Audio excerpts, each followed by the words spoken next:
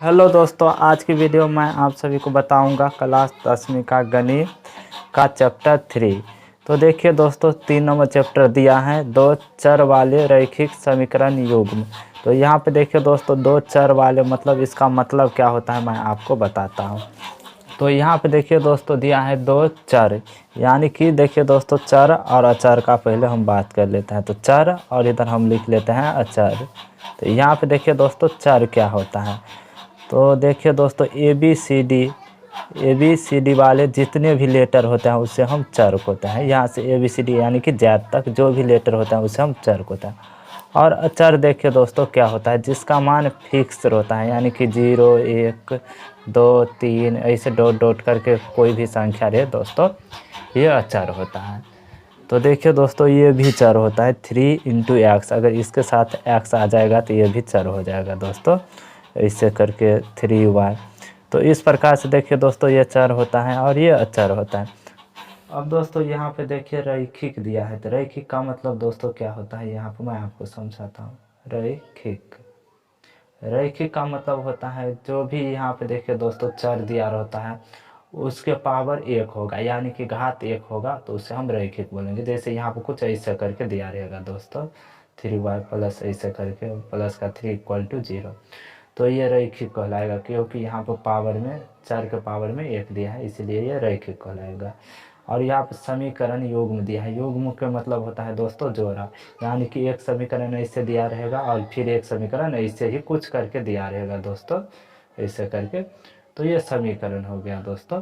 तो इस प्रकार से देखिए दोस्तों, इस चैप्टर इसका मतलब क्या होता है मैं आपको बता दिया हूँ।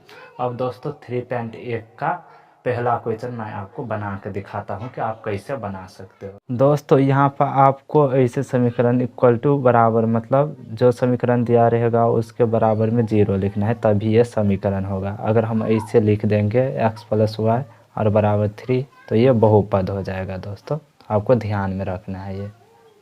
तो यहाँ पे देखिए दोस्तों, मैं प्रश्नावली 3.1 का पहला क्वेश्चन बताता हूँ। यहाँ पे दिया है, आफ्ताब अपनी पुत्री से कहता है 7 वर्ष पूर्व मैं तुमसे 7 गुनी आयु का था, अब से 3 वर्ष बाद मैं तुमसे केवल 3 गुनी आयु का रह जाऊंगा। इस स्थिति को बीजगणितीय एवं ग्राफीय रूपों में व्यक्त कीजिए। तो चलिए दोस्तों, आप इस सवाल को किस प्रकार से बना सकते हैं मैं आपको बताता हूँ। क्वेश्चन में दोस्तों आपको x और y मानना पड़ेगा, यानी कि देखिए दोस्तों, यहाँ पर आपको लिखना पड़ेगा, माना कि आफ्ताब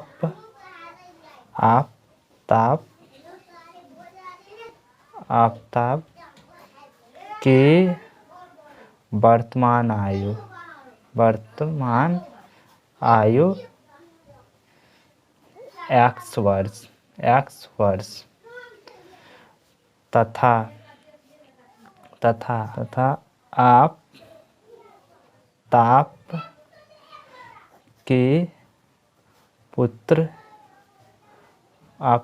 की पुत्री का वर्तमान आयु बराबर y वर्ष।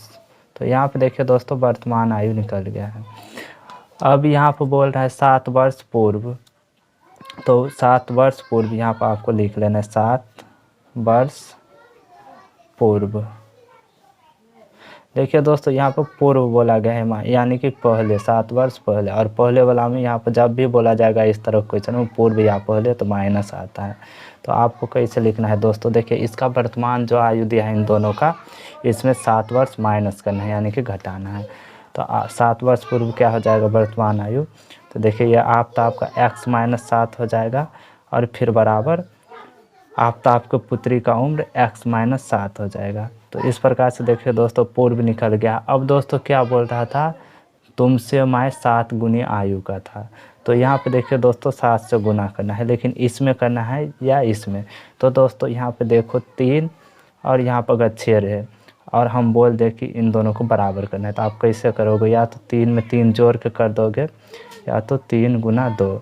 तो इसमें जोड़ का नहीं आएगा दोस्तों, क्योंकि गुना का बात कर रहा है, गुनी का। तो ऐसे ही सवाल इसको भी बनाना है।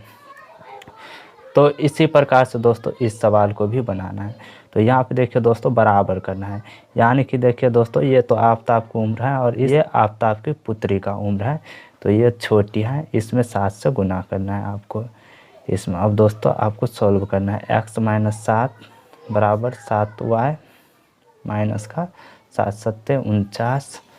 अब दोस्तों यहाँ पे इन सभी को उठाकर इधर लाना है आपको, तो x माइनस का 7y प्लस का 49 बराबर 0। अब यहाँ पर दोस्तों देखिए x माइनस का 7y और यहाँ पर माइनस का 7 है प्लस का 49, तो यहाँ पर प्लस का 42 हो जाएगा बराबर 0। तो ये हमारा इक्वेशन फर्स्ट हो गया दोस्तों। इसी प्रकार से देखिए और भी एक कंडीशन दिया है, मतलब एक इक्वेशन और भी निकलेगा समीकरण। तो यहाँ पे देखिए दोस्तों दिया है अब से 3 वर्ष बाद, 3 वर्ष बाद, यहाँ पे बाद करके दिया है दोस्तों 3 वर्ष बाद। तो यहाँ पे देखिए दोस्तों बाद वाला यानी कि प्लस का आएगा, तो यहाँ पे लिखना है आपको x + 3 क्योंकि 3 वर्ष बोल रहा है क्वेश्चन में, और बराबर y + 3। अब दोस्तों आपको 3 से गुना करना है, तो आप सभी समझ गए होंगे कि किस में करना है, क्योंकि बराबर करना रहता है इसमें। तो ये छोटा है पुत्री, तो इसको 3 से गुना कर लेते हैं इसमें। अब दोस्तों इस प्रकार से आ गया। अब आपको लिखना है x + 3 बराबर 3y प्लस का 3 × 9। अब सभी को उठाकर इधर लाना है, तो x प्लस का 3 माइनस का 3y और ये भी माइनस का 9 बराबर 0। तो यहाँ पर क्या बचा दोस्तों x माइनस 3y और यहाँ पर प्लस का 3 है और यहाँ पर माइनस का 9 है, तो माइनस का 6 बचेगा बराबर 0। ये इक्वेशन सेकेंड आ गया है दोस्तों। अब आपको दोस्तों क्वेश्चन में बोला गया था कि बीजगणितीय या ग्राफीय विधि से हल करें, तो आपको मैं ग्राफीय विधि से बना के दिखाता हूँ किस प्रकार से ये क्वेश्चन बनेगा। यहाँ पे देखिए दोस्तों जो समीकरण निकला है वो मैं उतार लिया हूँ। अब दोस्तों आपको ग्राफीय विधि से बना के दिखाता हूँ कैसे बनेगा। तो यहाँ पर आपको लिखना है समीकरण 1 से, तो यहाँ पे समीकरण 1 क्या दिया है, x माइनस का 7y प्लस का 42 बराबर 0। तो आपको x बराबर निकालना है दोस्तों। एक बात याद रखना है, अगर x बराबर निकालोगे आप तो दोनों में x बराबर ही निकालना है, और अगर y बराबर निकालोगे तो दोनों में y बराबर ही निकालना है। तो हम x बराबर निकालते हैं, इसीलिए दोनों में हम x बराबर ही निकालेंगे। तो यहाँ पे देखिए x बराबर इधर क्या आ जाएगा माइनस का 7y बराबर ये 42, उधर जाने पर क्या बचेगा माइनस का 42 हो जाएगा दोस्तों, और x बराबर माइनस का 42 और इस 7 को उधर ले जाने पर प्लस का 7y। तो इस प्रकार से आया दोस्तों। अब आपको इसमें x और y का मान निकालना है कुछ पुट करके। तो यहाँ पे देखिए दोस्तों अगर हम यहाँ पे y बराबर 0 रखते हैं, y बराबर 0, तो x का वैल्यू क्या आ जाएगा, x बराबर माइनस का 42 प्लस का 7 गुना 0 हो जाएगा। तो ये कितना बचा दोस्तों माइनस का 42, ये तो 0 हो जाएगा 7 गुना 0। तो x का मान माइनस का 42 निकला। अब दोस्तों एक बार इसका मान मतलब हम y का मान 0 रखे थे, इस बार हम x का मान 0 रख देते हैं दोस्तों। तो यहाँ पर क्या हो जाएगा, x बराबर 0 रख देने पर ये हो जाएगा यहाँ पे 0 बराबर माइनस का 42 प्लस का 7y, ऐसे बचेगा दोस्तों। तो ये 42 को इधर लाने पर प्लस का 42 बराबर 7y, और y बराबर 7 को इधर लाने पर ये गुणाम है तो इधर भाग में आएगा दोस्तों। तो 42/7 बराबर y। तो यहाँ पे 7 × 42 मतलब 6 आया दोस्तों। तो y बराबर कितना आ गया है दोस्तों 6। तो एक समीकरण में तो देखिए दोस्तों x और y का मान निकल गया है। तो आपको लिखना है दोस्तों यहाँ पे समीकरण 2 से, तो यहाँ पर 2 नंबर समीकरण क्या दिया है दोस्तों, x - 3y माइनस का 6 बराबर 0। तो आपको x बराबर निकालना है। तो x बराबर क्या हो जाएगा दोस्तों, ये 6 उधर जाने पर प्लस का 6 और ये माइनस का 3 प्लस का 3 हो जाएगा दोस्तों 3y। तो अब दोस्तों आपको मान डालना है। तो y बराबर यहाँ पर मैं 0 डाल देता हूँ दोस्तों। तो ये क्या हो जाएगा x बराबर 6 + 3 गुना में 0। तो इस प्रकार से देखिए दोस्तों x का मान आ जाएगा 6। ये 3 गुने 0 0 हो जाएगा दोस्तों, तो मैं डायरेक्ट छो यहाँ पर आ जाएगा। अब दोस्तों फिर से आपको एक वैल्यू निकालना है। तो यहाँ पे देखिए दोस्तों, मैं y बराबर 0 डाला था इसमें, अब x बराबर 0 डाल रहा हूँ। तो x बराबर 0 डालने पर क्या होगा दोस्तों, तो यहाँ पर आपको लिखना पड़ेगा 0 बराबर 6 प्लस 3y।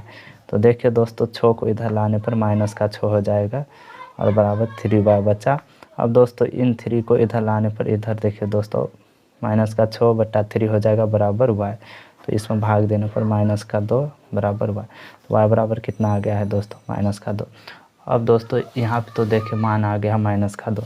अब दोस्तों आपको एक बॉक्स बनाना है इस प्रकार से, यहाँ पे देखिए दोस्तों, और आपको लिखना है x और y। तो यहाँ पे देखिए दोस्तों इक्वेशन फर्स्ट में y बराबर 0, तो x का मान कितना आया था दोस्तों, माइनस का 42। यहाँ पे देखिए माइनस का 42। फिर से एक बार x बराबर 0 डाले थे तो क्या आया था दोस्तों, x बराबर 0 डालने पर y का मान आया था 6। तो यहाँ पे 6 लिखना है आपको। तो ये इक्वेशन फर्स्ट का हो गया। इसी प्रकार से एक बॉक्स इधर भी बनाना है आपको दोस्तों यहाँ पे, और लिखना है x y। अब दोस्तों x का मान इधर देखिए दोस्तों, y का मान 0 डालने पर क्या आया था, x का मान 6, y का मान 0 तो x का मान 6, फिर से x का मान 0 तो y का मान माइनस का 2 आया था। यहाँ पे देखिए दोस्तों इस प्रकार से इक्वेशन मतलब समीकरण 2 का आता है बॉक्स। अब दोस्तों यहाँ पर आपको ग्राफ खींचना है। यहाँ पे देखिए दोस्तों, तो यहाँ पे देखिए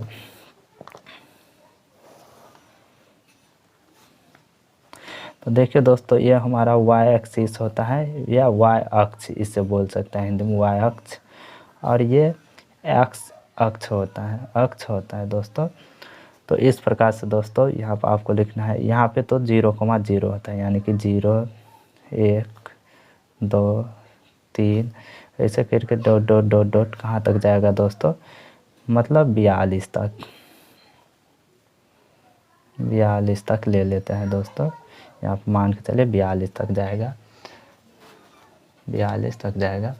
अब दोस्तों यहाँ पर आपको फिर से y वाला के भी तरफ 0 1 2 3 ऐसे ही डॉट डॉट करके ये कहाँ तक जाएगा दोस्तों, मान लीजिए 42 तक।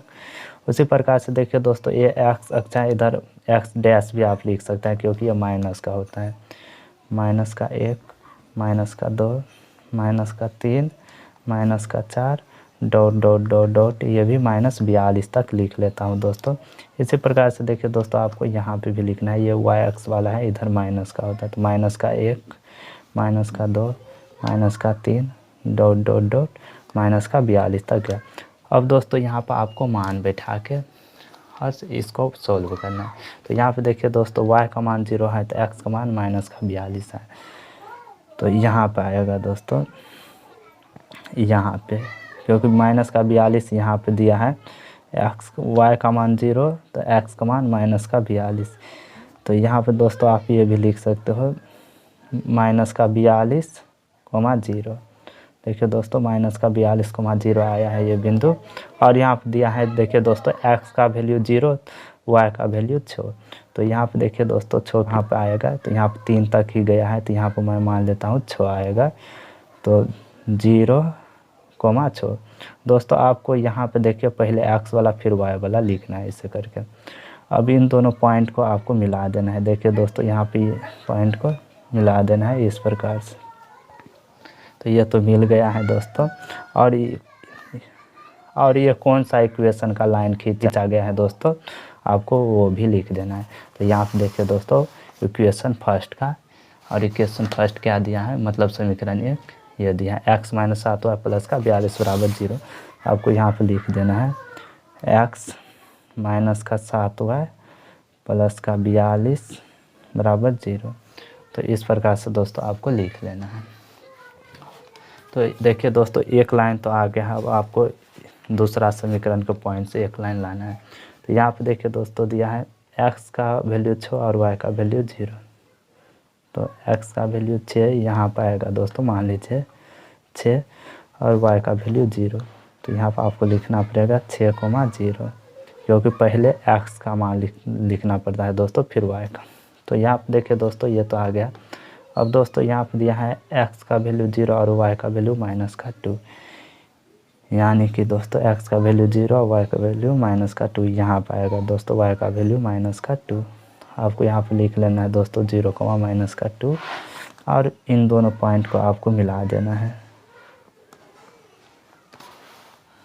दोस्तों, इन दोनों पॉइंट को आपको मिला देना है कुछ इस प्रकार से। देख अब दोस्तों यहाँ पर आपको लिख देना है जो समीकरण का लाइन हम खींचे हैं।